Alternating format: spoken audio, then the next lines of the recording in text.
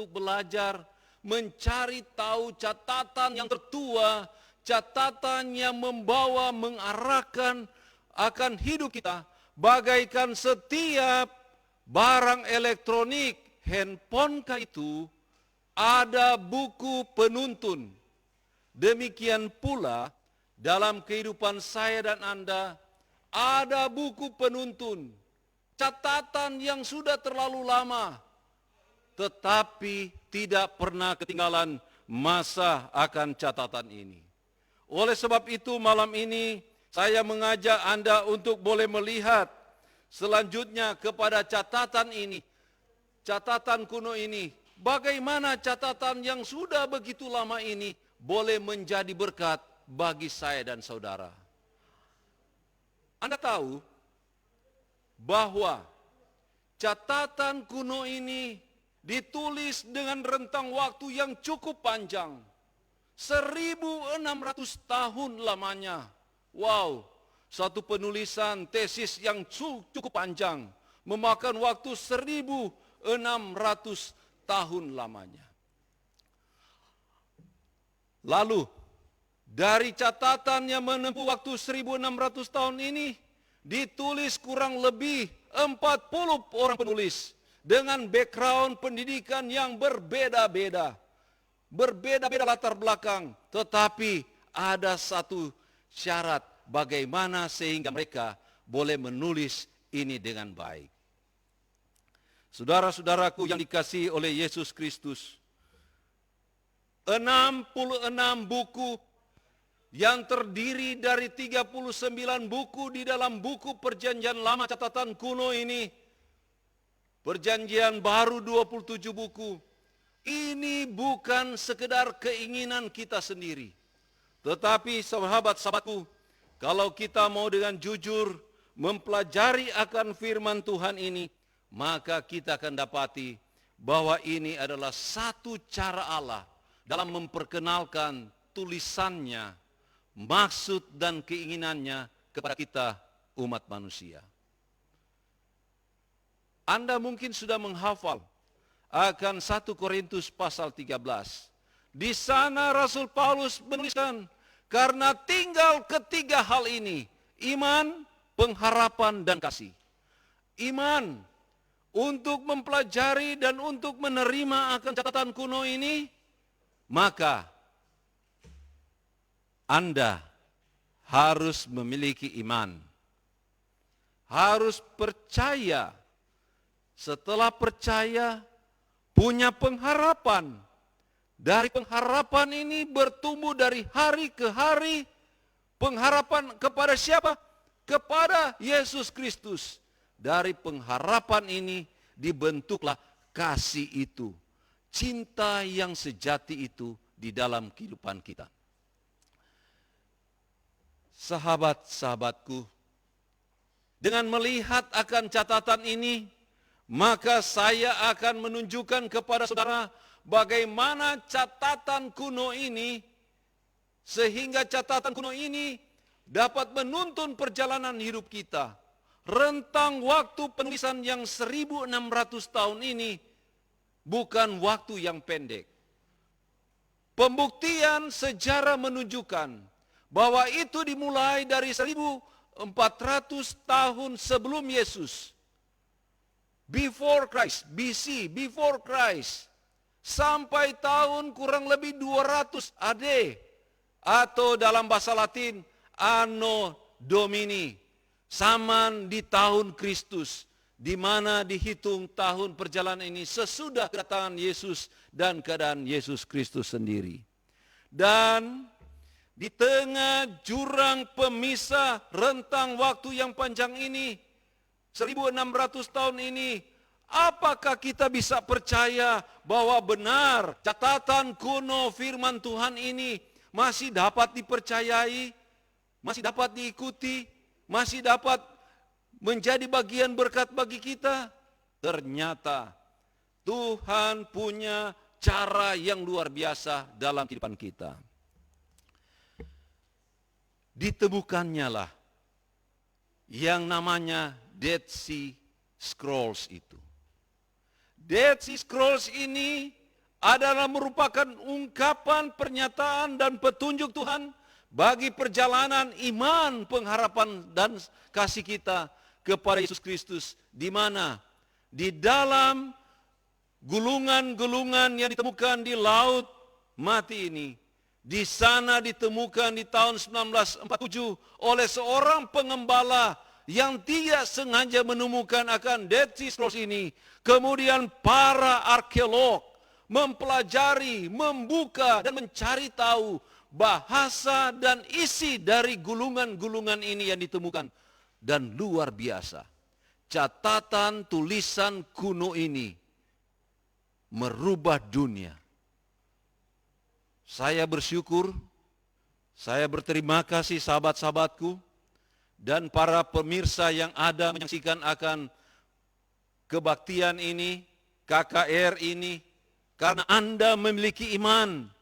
Karena dengan penemuan Dead Sea Scrolls ini, tertemukannya lah firman Tuhan, tulisan kuno ini, membuat kita memiliki iman, pengharapan dan kasih kepada Yesus, membuat hidup kita diubahkan. Sahabat-sahabatku, sekarang saya sedang dipercayakan dalam tugas pelayanan di Jakarta ini. Dulu banyak yang masih percaya ikatan benang merah, kain merah. Banyak orang masih percaya.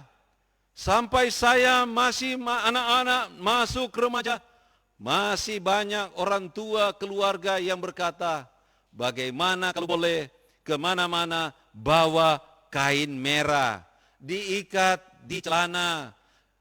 Untuk apa? Kalau ada yang meninggal, ikat benang. Kalau boleh lepas pakaian hitam, kalau menang itu sudah putus. Saudara-saudaraku, ada apa di balik semua ini? Menunjukkan ada yang disembah, ada yang didewakan, ada yang diharapkan kekuatannya. Tetapi iman pengharapan kita setelah kita dipertemukan dengan tulisan Dead Sea Scrolls ini, maka saya dan Anda ditujukan akan poin-poin berikut ini.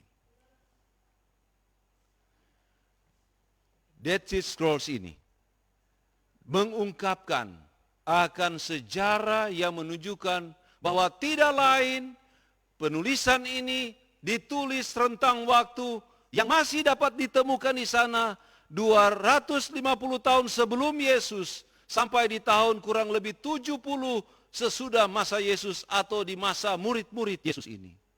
Saudara-saudaraku yang dikasihi oleh Yesus Kristus, dengan ditemukannya ungkapan tulisan kuno ini, maka ini membawa saya dan Anda kepada suatu keyakinan. Kepada suatu keyakinan di mana di dalam pelajaran ini terungkap salinan dari semua kitab yang ada di dalam perjanjian lama. Luar biasa, saudara.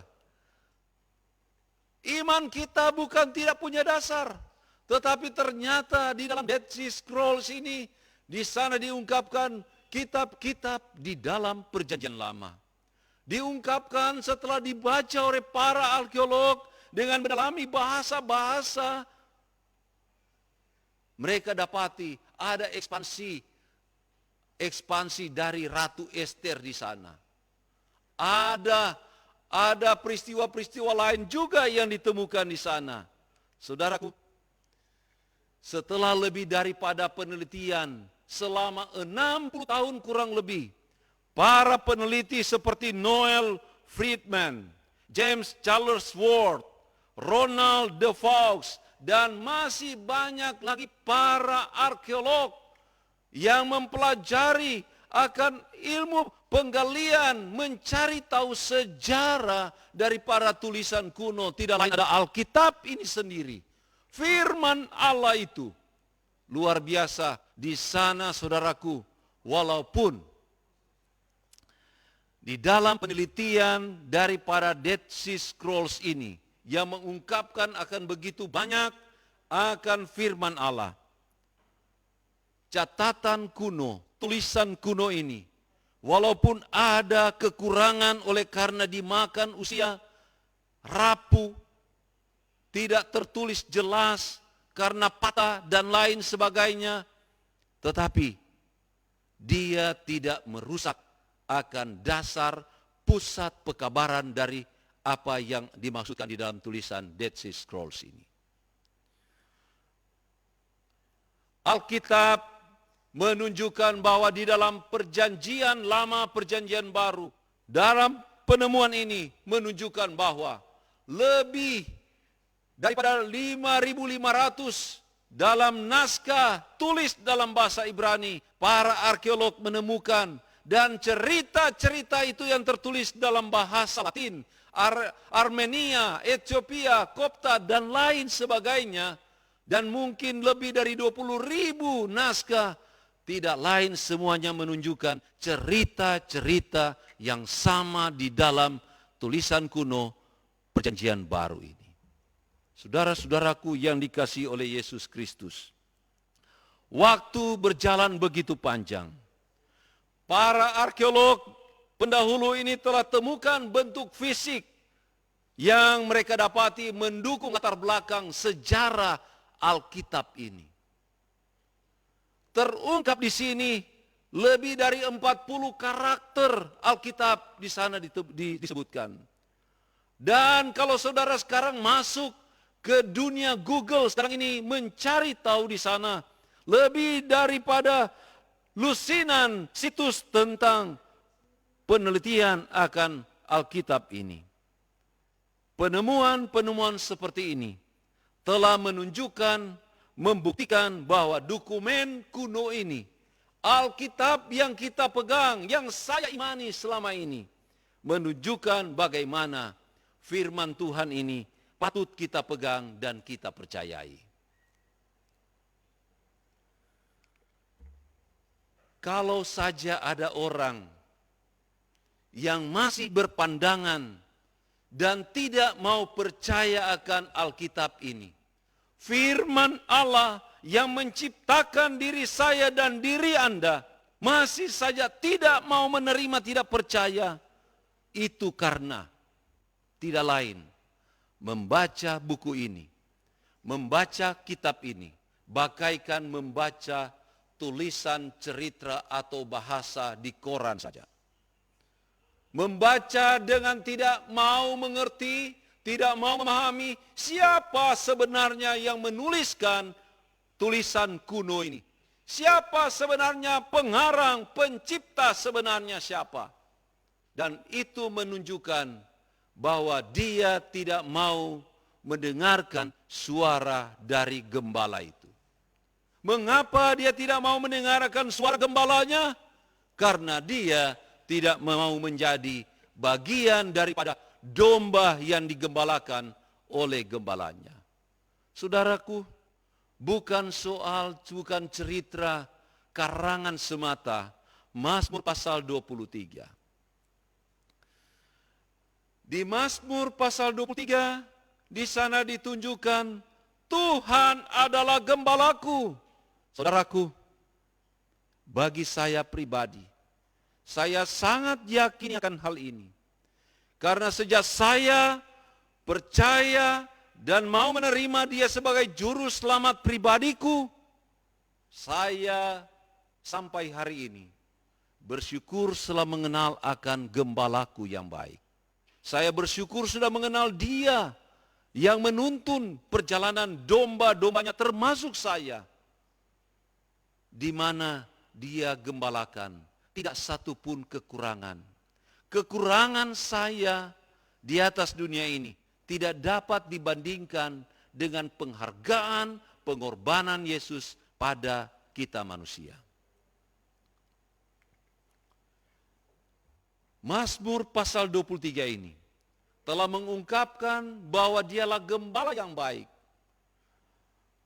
Satu hal yang saya yakini, kalau sampai hari ini saya sebagai hamba Tuhan yang dipercayakan oleh organisasi Gereja Masehi Advent hari yang ke-7 untuk menyampaikan kabar sukacita ini kepada saudara, saya bersyukur dengan wabah penyakit sampar COVID-19 yang membuat kita tinggal di rumah, ibadah di rumah, kerja dari rumah.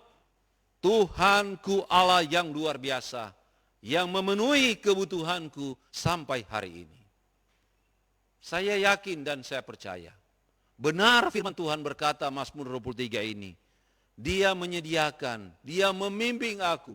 Kalaupun saya harus beristirahat dari penyakit dan kecelakaan di atas dunia ini, saya bersyukur saya sudah memiliki iman, pengharapan, dan kasih Yesus itu.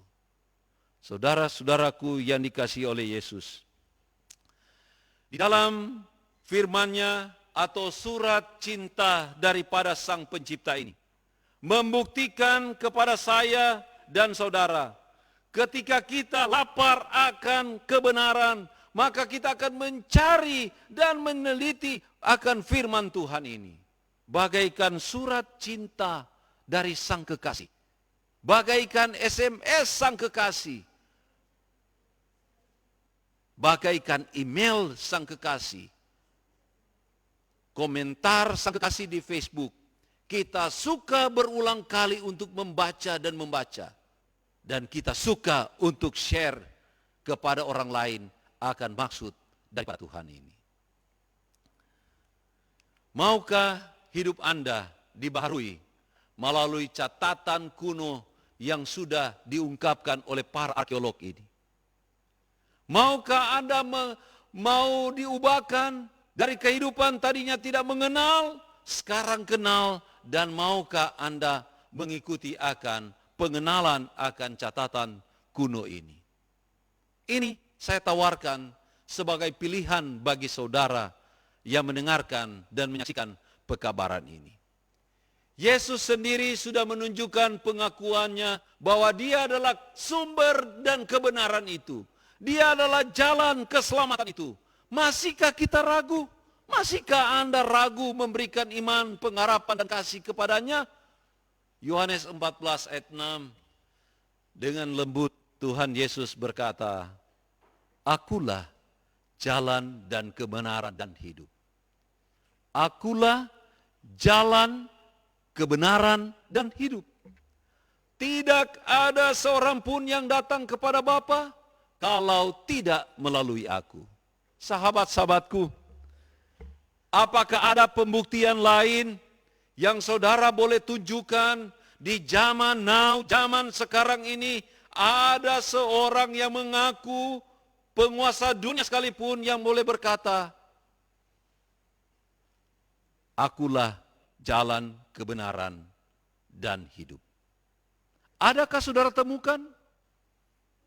Selama saya mempelajari akan firman Tuhan, selama saya belajar browsing sana sini, saya belum pernah dapatkan ada seorang ciptaan boleh mengaku dan berbangga berkata, Akulah jalan, kebenaran, dan hidup itu. Saudara-saudaraku, malam ini saya ingin tunjukkan isi lain catatan kuno ini yang tercatat dan menjadi satu perhatian besar dunia sekarang ini.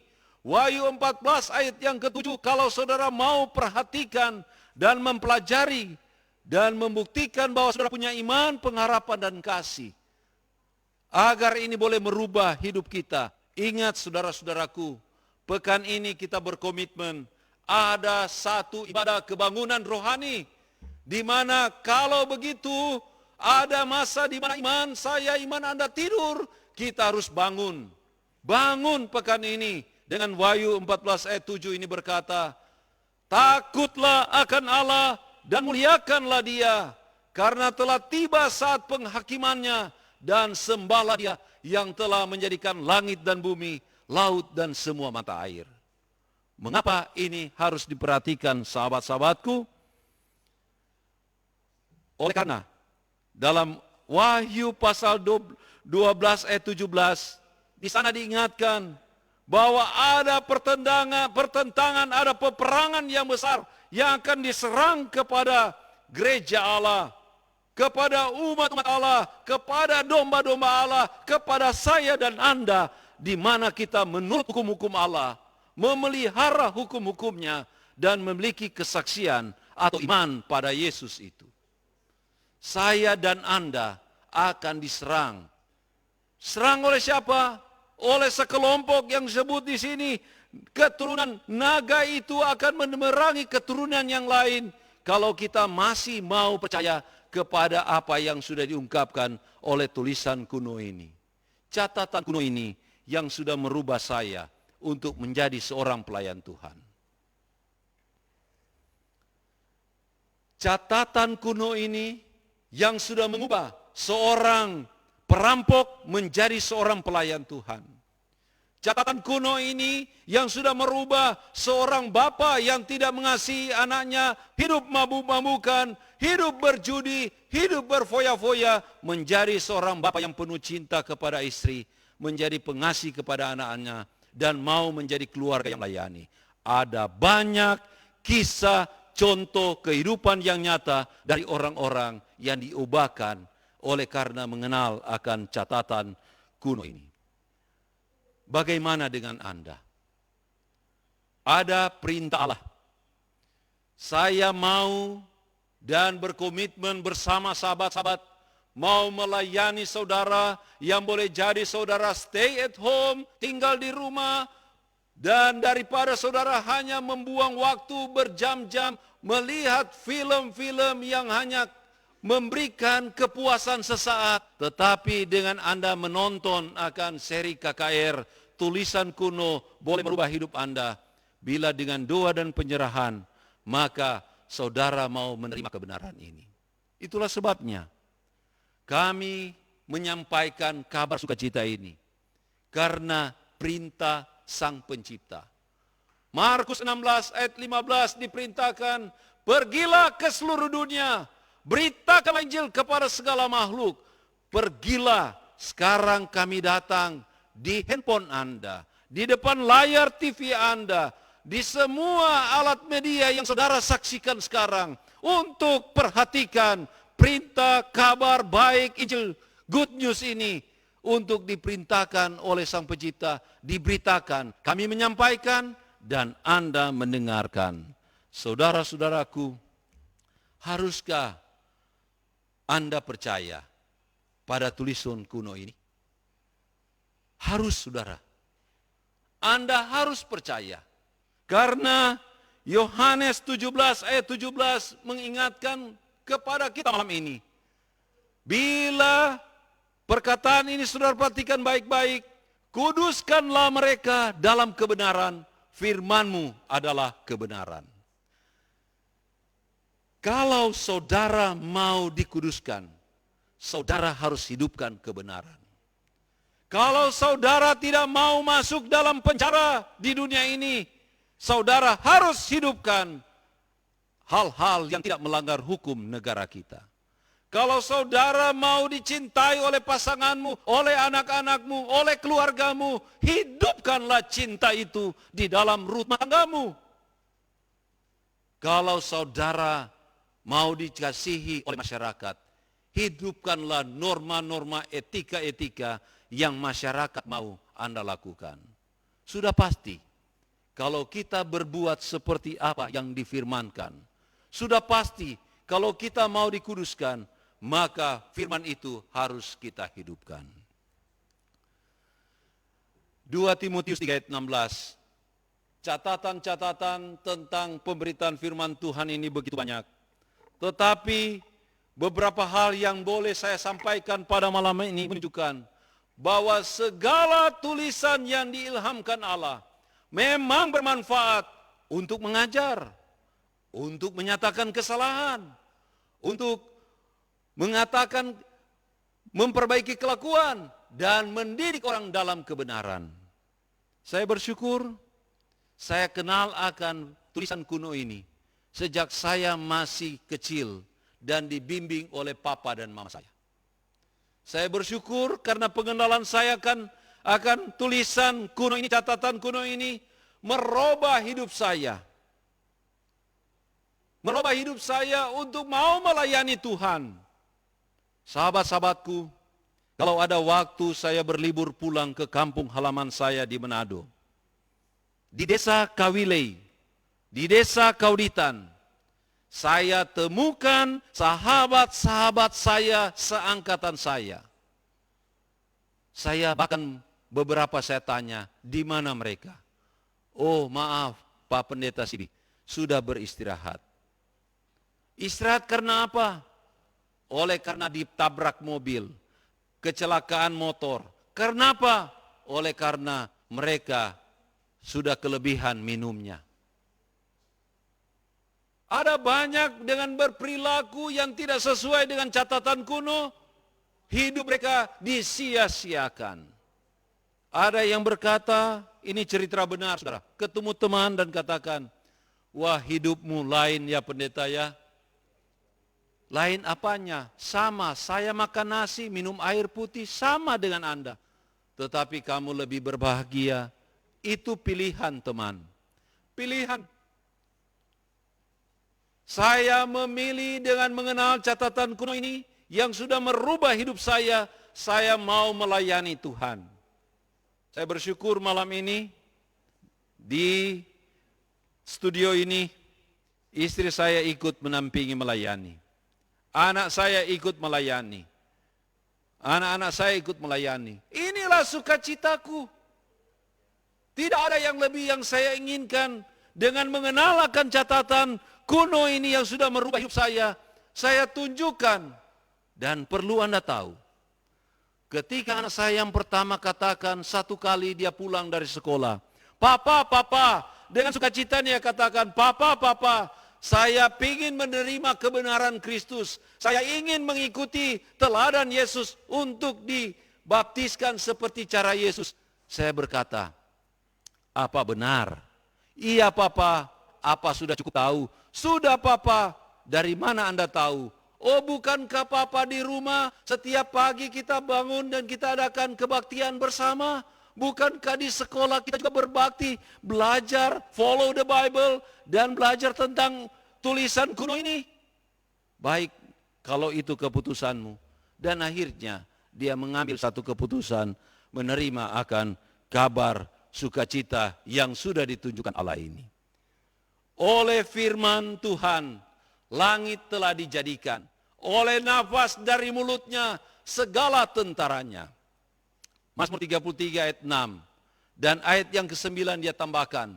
Sebab dia berfirman, maka semua jadi. Dia memerintah, maka semuanya ada. Saudaraku, siapa tokoh manusia zaman now atau zaman sebelum sekarang ini yang boleh hanya berfirman, saya ingin pesawat terbang, langsung jadi pesawat terbang.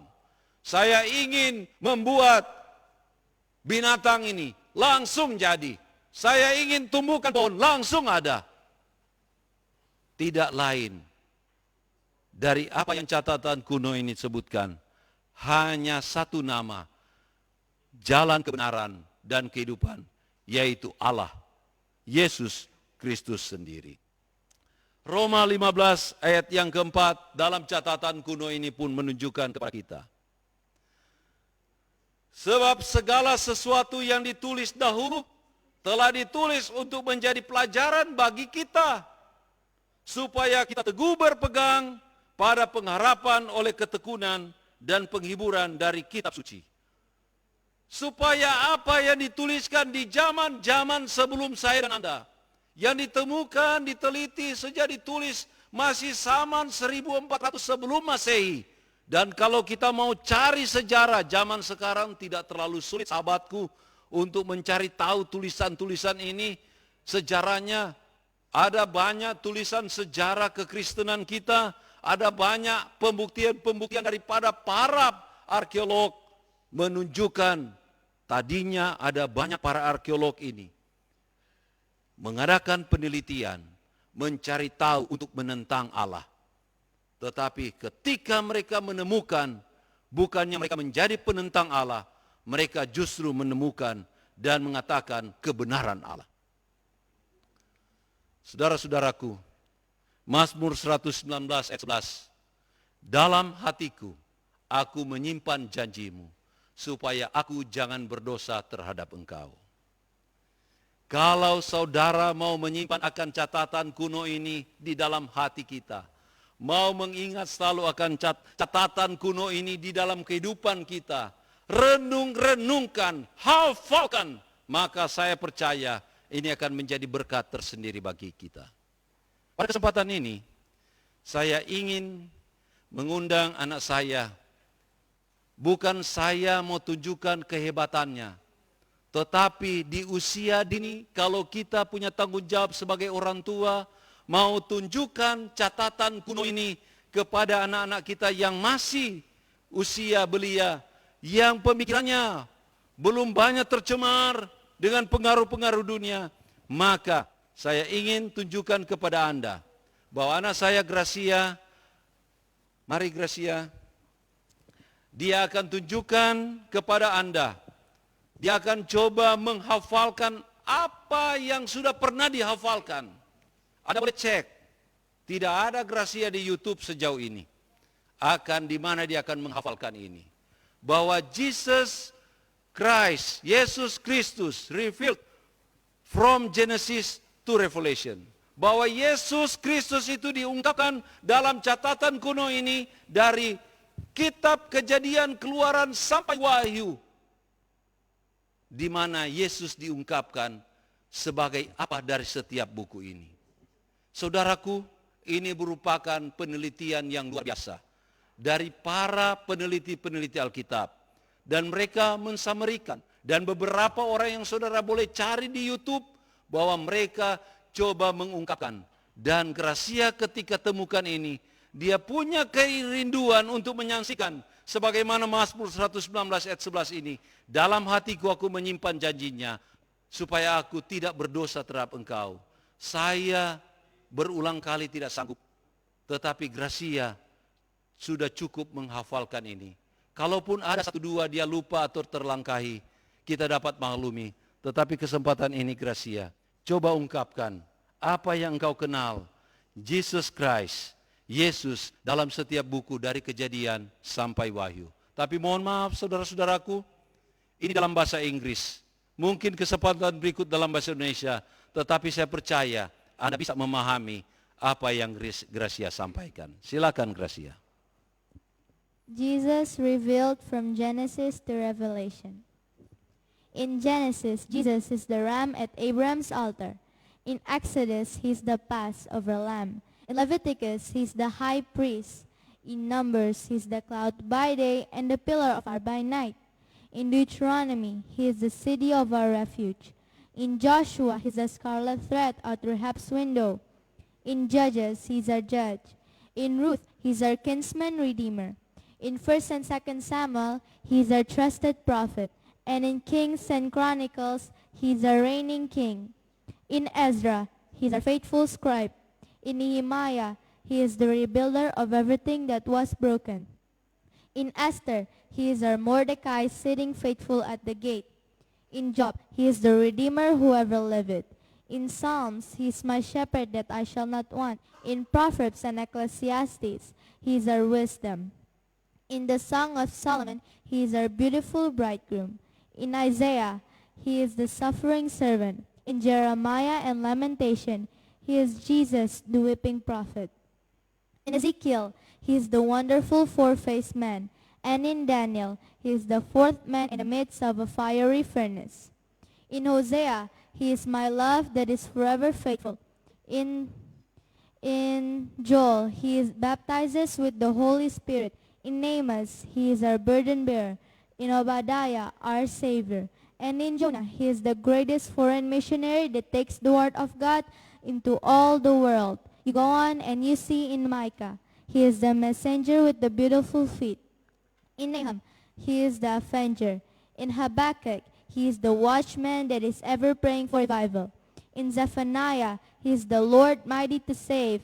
And in Haggai, he is the restorer of our lost heritage.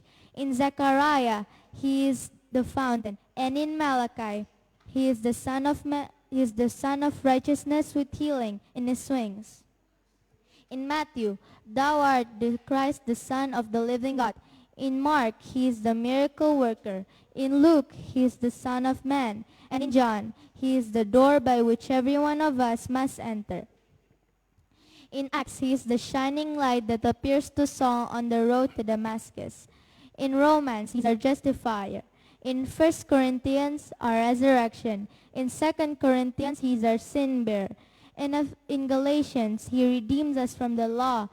And in Ephesians, he is our unsearchable riches.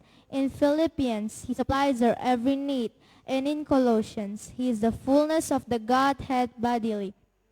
In 1 and 2 Thessalonians, he is our soon-coming King. And in 1 and 2 Timothy, he is the mediator between God and man. In Titus, he is our blessed hope. In Philemon, he is a friend that sticks closer than a brother.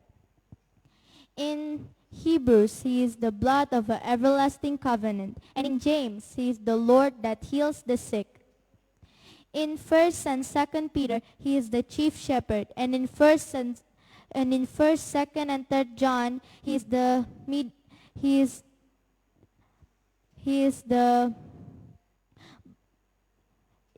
1st, 2nd, and 3rd John, he is the Lord who has the tenderness of love. In Jude, he is the Lord the coming with 10,000 saints. And in Revelation, lift up your eyes, church, for your redemption draweth nigh. He is the King of kings and Lord of lords. He is the first and the last, the beginning and the end. He is the keeper of creation and the creator of all.